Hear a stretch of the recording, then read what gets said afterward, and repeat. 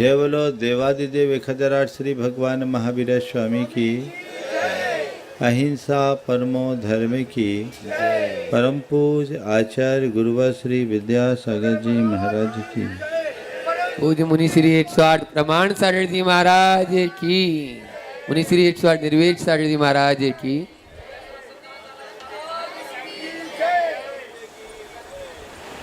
एक व्यक्ति ने रात के अंतिम प्रहर में एक सपना देखा।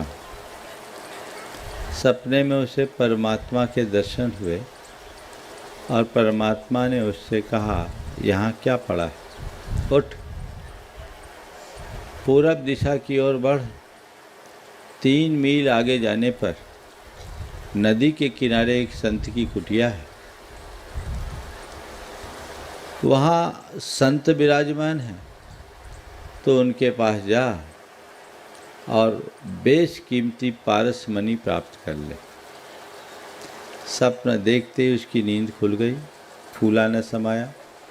एक तो परमात्मा के दर्शन का सौभाग्य और जन्म जन्म के दारिद्र्य के विनाश का सुअवसर। वो मुंह अंधेरे ही चल पड़ा। 3 मील चलने पर दूर से ही उसे संत की कुटिया दिखाई पड़ी। संत के चरणों में जाकर उसने अपना प्रणिपात किया। अपना परिचय देते हुए उसने अपने आने के कारण को बताया। संत उसका निवेदन सुनकर मुस्कुरा उठे और उससे कहे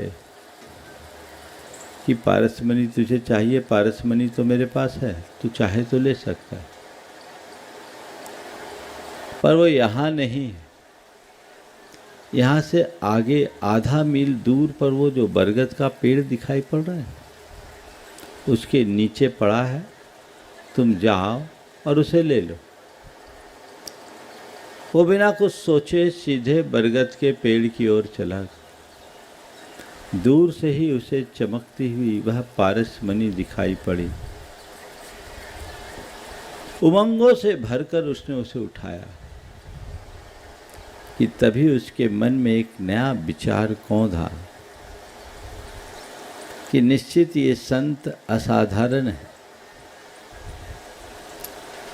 इसके पास पारसमणि से भी मूल्यवान कोई मणि है, तभी तो पारसमणि को खुले आसमान के नीचे रख छोड़ा है। जब मुझे लेना ही है तो ये पारसमणि क्यों लूं, वह क्यों न लूं जो इससे भी मूल्यवान है। इस विचार के आते ही वह मणि उसके हाथ से छिटक कर नीचे गिर गई और वह खाली हाथ संत चरणों में आकर उपस्थित हो गया। संत चरणों में आकर उपस्थित हो गया। जैसे वो उपस्थित हुआ और संत ने मुस्कुरा कर पूछा, मिल गई तुझे पारसमणि? बोला, गुरुदेव, मुझे वो मणि नहीं चाहिए जिसे आप खुलेआम रखते हो, मुझे वो मणि चाहिए जिसे आप छिपा के रखते हो। मुझे वो मणि नहीं चाहिए जिसे आप खुलेआम रखते हो, मुझे वो मणि चाहिए जिसे आप छिपा कर रखते हो। संत ने कहा, वत्स, यदि वो मणि तुझे चाहिए तो बाहर भटकने की कोई ज़रूरत नहीं। वो मणि बाहर नहीं, भीतर है, तेरे अंदर है, सबके अंदर है। तू अंदर झांक, उस अमूल्य पारसमणि से भी मूल्यवान पारसमणि को तू प्राप्त कर लेगा। बाहर की जितनी भी मणियाँ हैं उनका मूल्य है, लेकिन भीतर का जो तत्व है वो अमूल्य है। हम सबके जीवन की एक सबसे बड़ी विडंबना है कि हम सबका मूल्यांकन करते हैं पर खुद का कभी मूल्य नहीं समझ पाते। संत कहते हैं, मूल्य समझो अमूल्य का। हमारे जीवन में जितनी भी चीज़ें जुड़ी हुई है उनका कुछ न कुछ मूल्य होगा। किसी का अल्प मूल्य, किसी का अधिक मूल्य, और बहुत सारी चीजें ऐसी जो मूल्यहीन भी होगी, मुफ्त में मिल जाने वाली चीजें, जिनका कोई मूल्य नहीं है, मूल्यहीन है। वो कोई अधिक मूल्यवान है, कोई अल्प मूल्यवान है, उन सब का मूल्य है, लेकिन तुम्हारा जीवन का जो मूल तत्व है वो अमूल्य है। मूल्यहीन और अमूल्य में मौलिक अंतर है। जिसकी कोई कीमत नहीं वो मूल्यहीन है, और जिसे कीमत चुकाकर हासिल न किया जा सके वो अमूल्य है। 4 स्थितियां हैं, मूल्यहीन, अल्प मूल्य, अधिक मूल्य और अमूल्य। थोड़ा देखो, मेरे जीवन का बहुभाग बीत गया। हमारा ज़्यादातर समय और शक्ति किस में बीता? मूल्यवान में, अधिक मूल्यवान में, अमूल्य के लिए या मूल्यहीन के लिए? किसके लिए? बोलो, किसके लिए? बोलचाल की भाषा में बोलूं तो फिजूल के लिए। किसके लिए? फिजूल के लिए। फालतू की बातें और फालतू का काम करते करते मनुष्य ने अपने जीवन को तमाम किया है। अंतर मन में झांक कर देखिए, अपना विश्लेषण कीजिए कि मेरे जीवन का कितना बड़ा भाग बिना मतलब के कार्यों में बीत रहा है? बोलो, आजकल तो सब निठल्ले हो रहे। जो आप लोग दिन भर सोशल मीडिया में एक्टिव रहते हो, और दिन भर कहना ठीक नहीं, अब तो रात भर की बात करो, दिन तो सोने में बीतता है। तो ये रात दिन जिसके पीछे लगे हो, उसका कोई मूल्य है क्या? उसका कोई अर्थ है? अर्थ है या व्यर्थ है? बताओ। हाँ? और कसम खाए बैठे हैं कि हम व्यर्थ में ही अपना जीवन व्यर्थ कर देंगे। क्या कर रहे हैं? अपने इस दुर्लभ जीवन को समझिए और उसे सही दिशा देने का प्रयत्न कीजिए। जिन बातों का कोई औचित्य नहीं, अर्थ नहीं, उन्हें मूल्यहीन समझिए और मूल्यहीन बातों से अपने आप को दूर कीजिए। दुनिया में जितने लोग भी आगे बढ़े हैं, चाहे लोक अथवा लोकोत्तर क्षेत्र में, वे ही आगे बढ़ पाए जिन्होंने केवल प्रयोजन से प्रयोजन रखा है। आप बोलो, प्रयोजन से प्रयोजन रखते हो या प्रयोजनहीन बातों में ही उलझे रहते हो? हाँ, मत कहो तो बिठा ले काय को। कहाँ जा रहे हैं हम? एक लक्ष्य बनाइए आज से कि मैं मूल्यहीन में अपना समय बर्बाद नहीं करूंगा, क्योंकि जो मनुष्य मूल्यहीन बातों और कार्यों में अपना समय बिताता है, उसका कोई मूल्य भी नहीं बचता। कई लोग बोलते हैं हमको कोई वैल्यू ही नहीं देते, हमारी कोई वैल्यू नहीं समझते, बोलते हैं ना आप लोग। हाँ, और दूसरे शब्दों क्या, हमारी कोई वैल्यू नहीं है, ऐसा भी बोल देते हैं आप लोग, है ना। हमें वैल्यू नहीं देते, वैल्यू नहीं समझते, हमारी कोई वैल्यू नहीं है। अरे भैया, वैल्यू तुम्हें मिलेगी तब जब तुमने वैल्यू को आत्मसात किया हो तब। मूल्य वो ही पाते हैं जो अपने जीवन मूल्यों को जीवन में प्रतिष्ठा देते हैं। तुमने जीवन मूल्यों को ही अपने जीवन में आधार नहीं दिया तो तुम्हारे जीवन को मूल्य मिलेगा कैसे? तुमने अपने जीवन को यूं ही व्यर्थ कर दिया तो क्या मिलेगा? देखो, मिट्टी का कोई मूल्य नहीं है, लेकिन मिट्टी को अगर घड़े का आकार दे दिया जाए तो वो मूल्य पा जाता है। मिट्टी व्यर्थ हो जाती है, लेकिन घड़ा अपना अर्थ प्रकट करता है, और गर्मी में तो घड़े की और अधिक उपयोगिता है। तुम्हें तय करना है मिट्टी की तरह अपने जीवन को व्यर्थ बनाना है या मंगल कलश का रूप धरकर सार्थक बनाना है।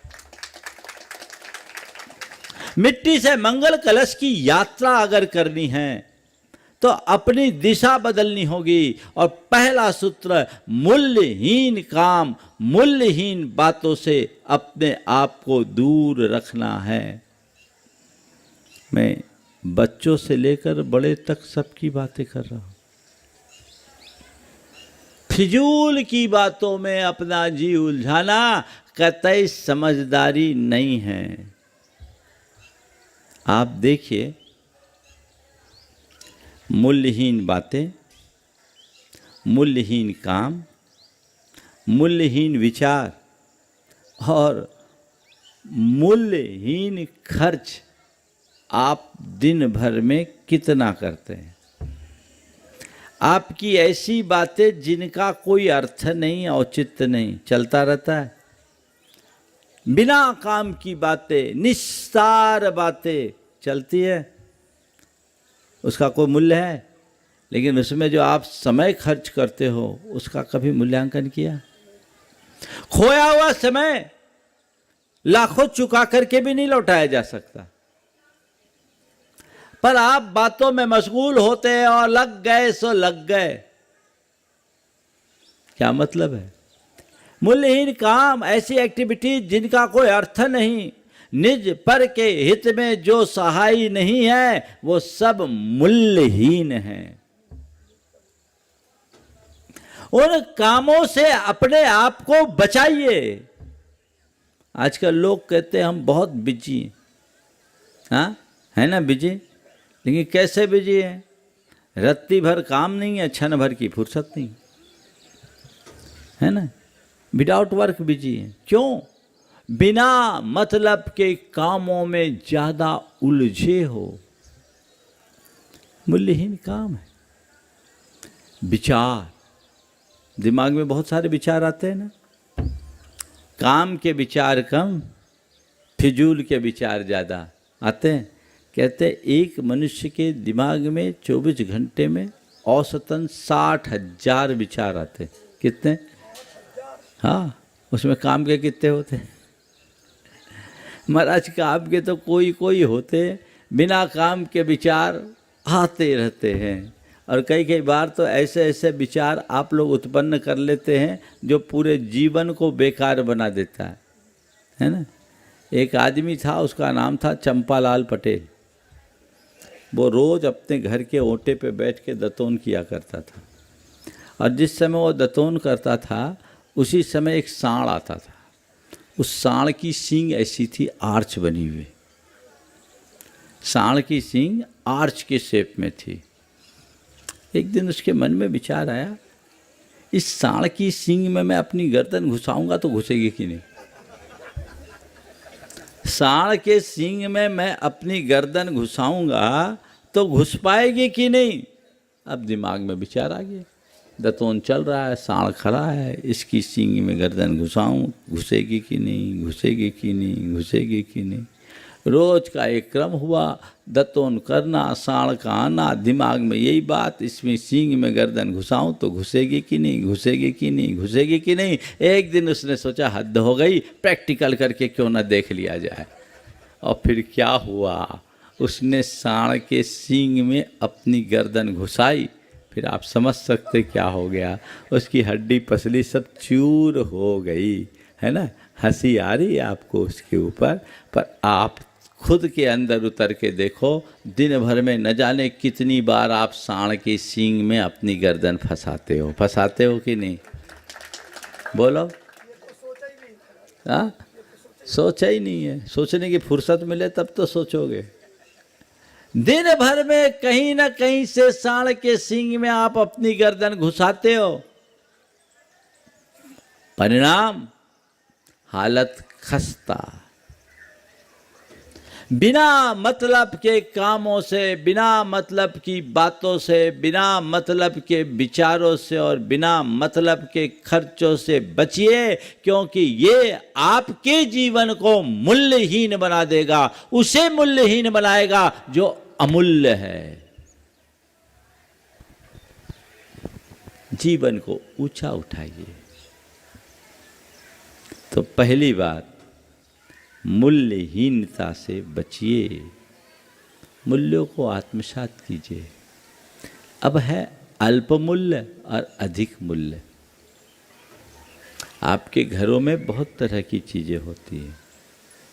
जो चीज़ें मूल्यहीन होती हो तो ऐसी पड़ी रहती, जिनका अल्प मूल्य होता है थोड़ा बहुत संभाल के रखते हो। अपने घर में आप झाड़ू बुहारी भी रखते हो कि नहीं रखते हो? हाँ। और आप अपने घर में जेवरात भी रखते हो। झाड़ू बुहारी कहाँ रखते हो? हाँ, दरवाजे की ओट में, है ना। और ज्वेलरी सेफ में, तिजोरी में। ठीक है। क्यों ये अंतर? क्यों? चीज़ तो दोनों आपकी घर की है। कभी बुहारी को आप तिजोरी में नहीं रखते और तिजोरी में रखी ज्वेलरी को आप दरवाजे की ओट में नहीं रखते, बुहारी की जगह नहीं रखते। क्यों? केवल इसलिए कि जो चीज़ें अल्प मूल्यवान हैं वो सुलभ है और जो अधिक मूल्यवानी वाली है वो दुर्लभ है। तो जिसका जितना अधिक मूल्य दिखता है हम उसके प्रति उतना अधिक केयरफुल हो जाते हैं, होते हैं। तो मैं आप सबसे कहता हूँ, मूल्यहीन बातों पर तो ध्यान ही मत दीजिए। अल्प मूल्य वाली चीज़ों का उपयोग कीजिए, लेकिन उलझिए मत। चीज़ें चाहिए, बहुत सारी चीज़ें। रोज़मर्रा के जीवन में जो गोरख धंधा आप लोग करते हैं वो आपके जीवन के निर्वाह के लिए आवश्यक और अपेक्षित है। अगर हम सांसारिक दृष्टि से बात करें तो वह जीवन निर्वाह का साधन है, जिसे परमार्थ की दृष्टि से अल्प मूल्य वाला कहा जा सकता है। यत् किंचित उपयोग कीजिए और भूल जाइए।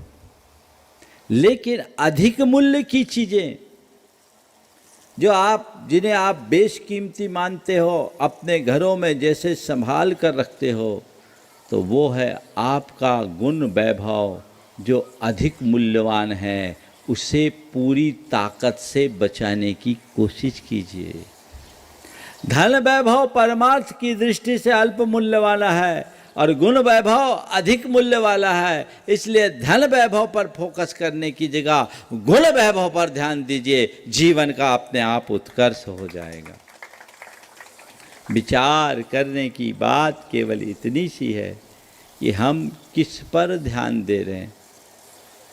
धन वैभव के लिए 24 घंटा है, गुण वैभव के लिए एक पल भी नहीं।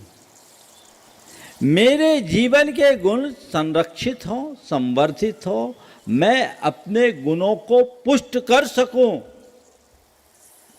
ये मेरे काम में आने वाला है। इसे मुझे आगे बढ़ाना है। ये लक्ष्य अपने जीवन का होना चाहिए। और ये सब तब होगा जब आप अपने जीवन को अमूल्य समझोगे। मेरा ये जीवन दुर्लभ है। सारे जीवन की कमाई एक तरफ और जीवन की एक सांस एक तरफ। बोलो कौन भारी पड़ेगा? कोई मरता हो, वो अपनी पूरी जिंदगी की कमाई दांव पर लगा दे तो क्या उसे बचाया जा सकता है? हाँ? नहीं। क्या हो गया? वो अमूल्य है। उस अमूल्य जीवन को पाकर के मैं कुछ ऐसा अर्जित करूं कि मेरा ई भाव भी सुधरे और भावी भाव भी सुधरे, संसार के आवागमन के चक्र से हमेशा हमेशा को मुक्त हो सकूं।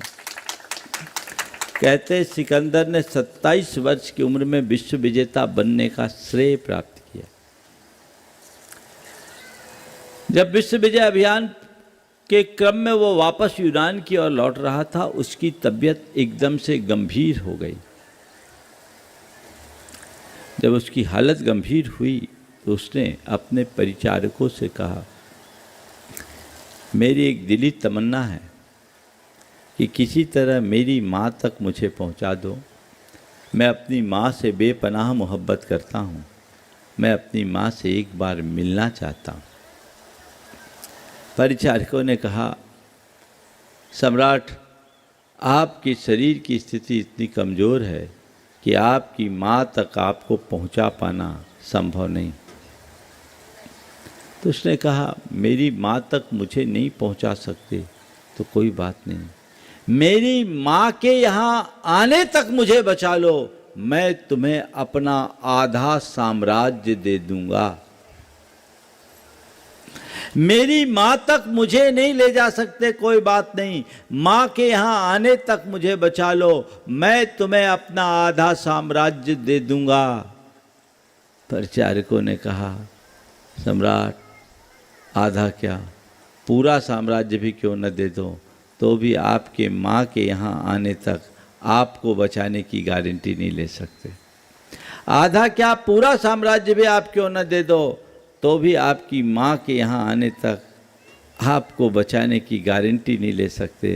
तब सिकंदर के मुख से निकला, धिक्कार है उस सत्ता और साम्राज्य को जिसके पीछे मैंने अपने जीवन की सारी सांसें खपा दी। धिक्कार है उस सत्ता और साम्राज्य को जिसके पीछे मैंने अपने जीवन की सारी सांसें खपा दी। आज उसे दांव पर लगाने के बाद वह मुझे 2 पल के लिए नहीं बचा पा रही है। काश मैं इसे पहले जान पाता। अब मैं चाहूँ भी तो रुक सकता नहीं भाई, कारण मंजिल ही खुद डिग बढ़ती है। बढ़ाने की कोशिश करता उतनी ही माटी और धसकती जाती है। मेरे अधरों में घुला हलाहल है काला, नैनों में नंगी मौत खड़ी मुस्काती है राम नाम ही सत्य, असत्य सब और कुछ, बस यही ध्वनि कानों से आ टकराती है, बस यही ध्वनि कानों से आ टकराती है। तो अब मैं मरूंगा, मुझे मरने का कोई डर नहीं, मैं मरूंगा और मेरे मरने के बाद तुम लोग मेरा जनाजा उतारोगे। बस तुम सबसे मेरा एक ही कहना है, मेरी एक गुजारिश है कि जब मैं मरूं मेरा जनाजा उठाओ तो मेरे दोनों हाथ बाहर निकाल देना। जब मैं मरूं मेरा जनाजा उठाओ तो मेरे दोनों हाथ बाहर निकाल देना। लोगों ने कहा, अरे महाराज, जनाजा से हाथ बाहर निकालना तो कायदे के विरुद्ध होगा। सिकंदर ने कहा, हाँ, सिकंदर का जनाजा उठेगा और कायदे के विरुद्ध ही उठेगा, ताकि दुनिया के लोग ये जान सके सारे कायदे का उल्लंघन कर विश्व विजेता बनने वाला सिकंदर भी इस दुनिया से खाली हाथ जा रहा है। बंधुओं, अमूल्य का मूल्य समझो, अपने आत्म तत्व को पहचानो। अभी जिन जिन चीजों को तुम मूल्य दे रहे हो, सच्चे अर्थों में देखा जाए वो तो भाव भाव में सुलभ है। ये जीवन बार बार सुलभ नहीं है। इस दुर्लभ जीवन को संभालिए, संवारिए और अपने जीवन को ऊंचा उठाने का सत प्रयत्न कीजिए, जिससे हमारा जीवन सफल होगा, सार्थक होगा। यही सम्यक दर्शन है। आत्म तत्व के बोध के बिना जीवन का कल्याण असंभव है, और जिसे आत्म बोध हो जाता है बाकी बातें सब उसके लिए मूल्यहीन हो जाती है। हमने अभी तक औरों को मूल्य दिया, औरों को महत्व दिया, पर जो अपना था उसकी तरफ ध्यान नहीं दिया। आज से हम ऐसा लक्ष्य बनाएं जिससे अपने जीवन की दिशा और दशा परिवर्तित की जा सके। बोलिए अहिंसा परमो धर्म की।